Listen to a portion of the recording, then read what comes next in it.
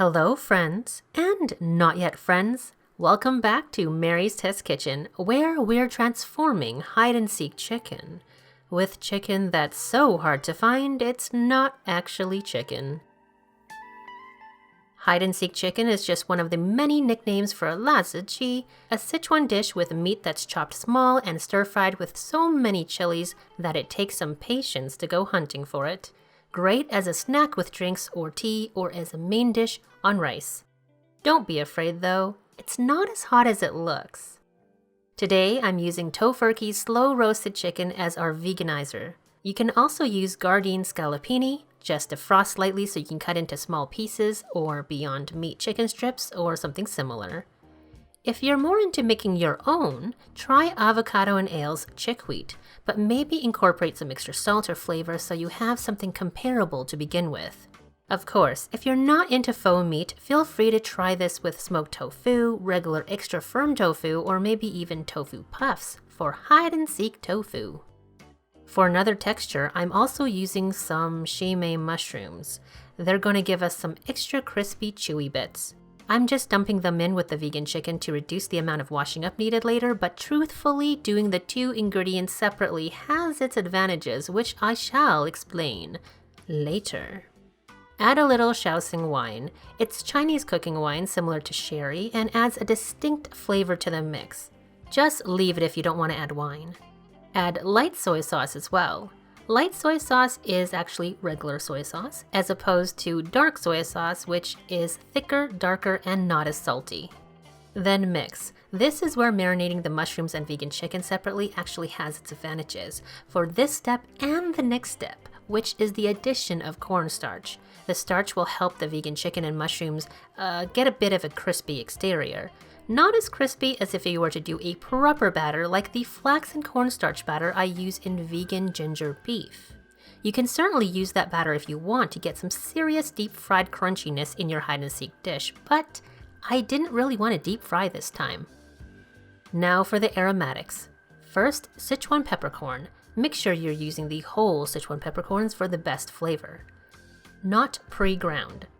Then doubanjiang, aka fermented chili paste, the same paste we used a few weeks ago in dry pot fish, and one of the key ingredients in the famous mapo tofu. If you're not sure what to buy, see the links in the description so you can see what brand I recommend and all the product details.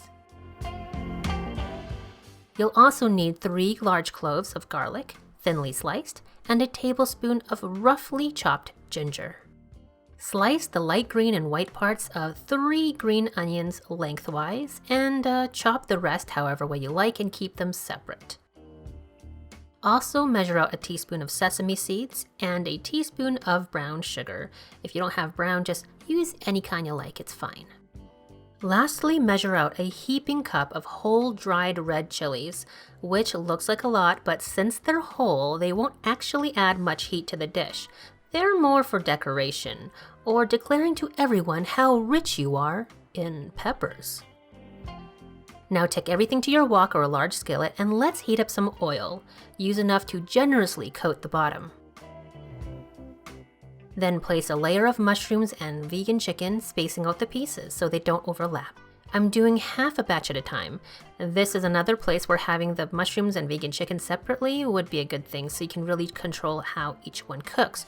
You want each piece to be browned on the outside and a bit crispy. The way I'm doing it here, the mushrooms will be much crispier than the vegan chicken. But then again, I do like it this way, so you decide what you want to do at home. I like not having to clean an extra bowl. Longtime viewers will know that even one extra bowl is hand budget I don't want to use. By the way, I noticed a lot of new people lately. Who's new here today? Show of hands, or rather, use the poll that's coming up on the screen since I can't actually see you from here. Also, maybe let me know in the comments why you subbed or clicked on this video. I'm curious. Okay, next batch. Add more oil if you need to. Before long, the mushrooms will have released their moisture and shrink up quite a bit. Check here and there if you're ready to flip. Don't go too far. Remember, even after you remove this from the heat, it'll keep cooking from the residual heat. Scrape aside any bitsies and let's toast some Sichuan peppercorns. Turn the heat down to medium so you don't have to work as quickly. And add the fermented chili bean paste and stir fry to open up those flavors. You can use a spatula to break up the chunky bean pieces so you don't run into a super salty bite later. Adjust the heat to prevent anything from burning while you work that paste. You can turn it up later. After about a minute, add the sliced garlic, chopped ginger, and light green and white parts of your green onions. Toss those around a bit.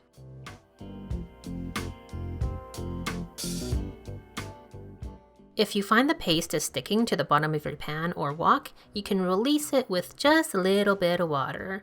Just kind of drop in a bit of water at a time and stir.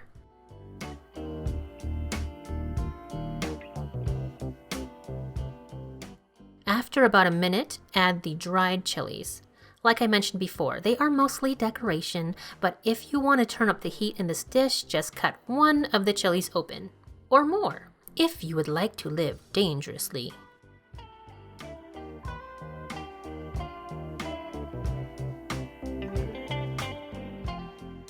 Now we can add the vegan chicken and mushrooms back in.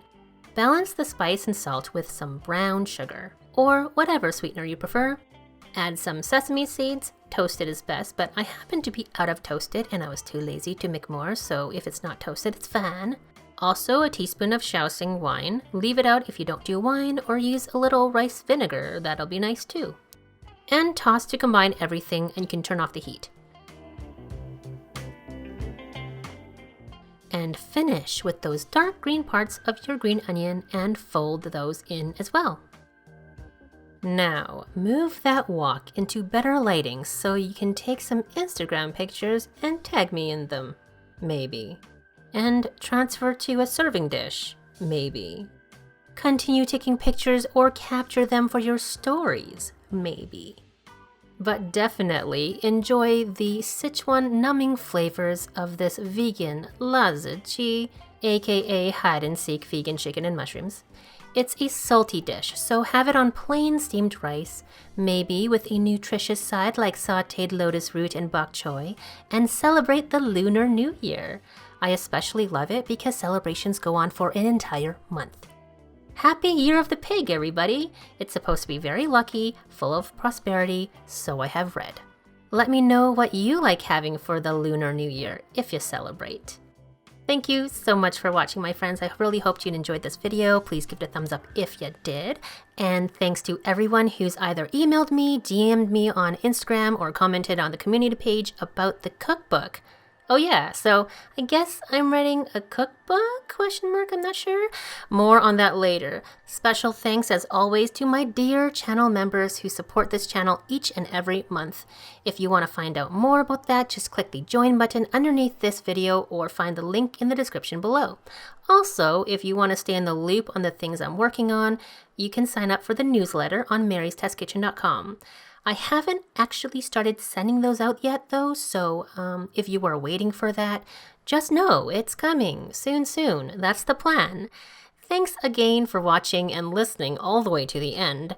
I am super impressed that you're still here. Well, bye for now.